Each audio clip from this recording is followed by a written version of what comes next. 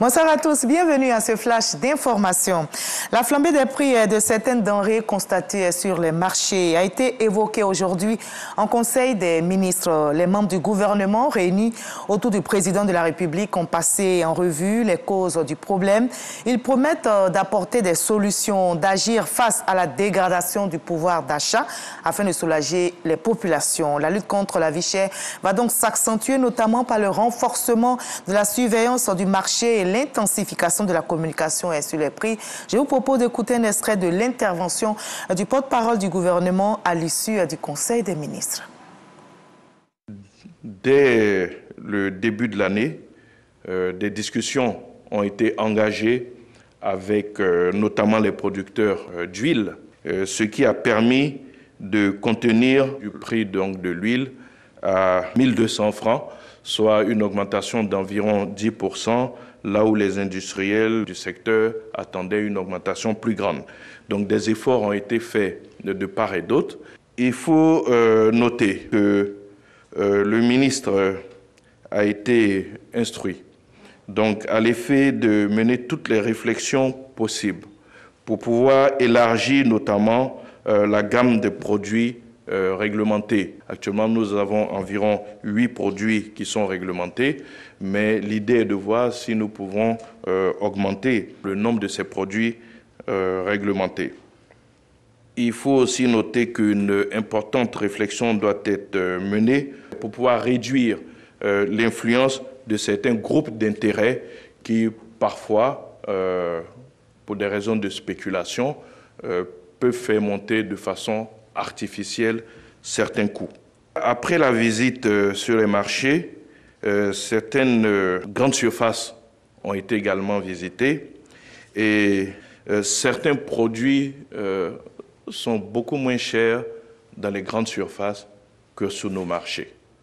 Là aussi, une réflexion doit être menée pour comprendre pourquoi est-ce que dans les grandes surfaces où les opérateurs ont plus de charges, notamment en termes d'électricité, en termes d'impôts, en termes de personnel, se retrouvent avec certains produits qui coûtent beaucoup moins cher que sur nos marchés. Une des pistes qui a été évoquée par le ministre est le fait que sur nos marchés, les prix ne sont pas affichés.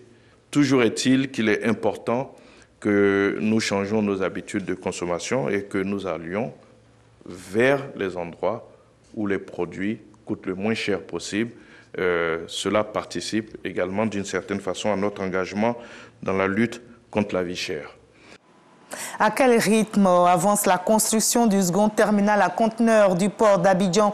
Le nouvel ouvrage portuaire est globalement réalisé à 60%. Il avance bien et sera livré en novembre prochain, selon la haute direction de Côte d'Ivoire Terminal. Les premiers bateaux devraient donc accoster dans quelques mois. On en reparle ce soir. Place à la paix après la guerre en Éthiopie. Le Premier ministre Abiy Ahmed ouvre la porte aux négociations après bientôt 16 mois de guerre contre la rébellion du Tigré. Il évoque de possibles discussions avec le TPLF, le Front de libération du peuple du Tigré, au nom de la paix. Il a expliqué l'intérêt de sa démarche aux députés pendant 2 jours. Une démarche fondée bien sûr sur la paix et l'unité du pays. Abiy Ahmed appelle donc tous les Éthiopiens à s'impliquer dans le dialogue national qu'il a instauré cette semaine.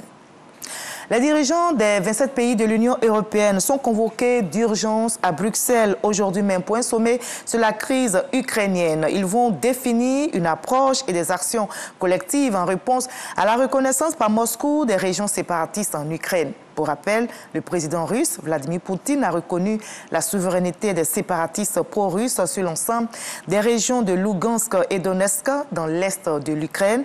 En réplique, donc, plusieurs pays ont pris des sanctions financières contre la Russie.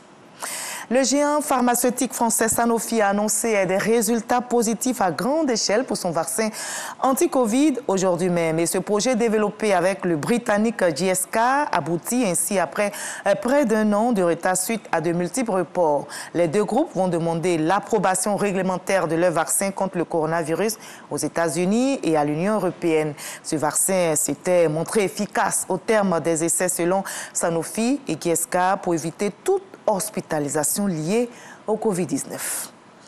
Allez, on se retrouve à 20h pour la grande édition, mais juste après ce flash info et suivez l'info régionale pour avoir toutes les nouvelles de notre ici en Côte d'Ivoire. À tout à l'heure, à 20h.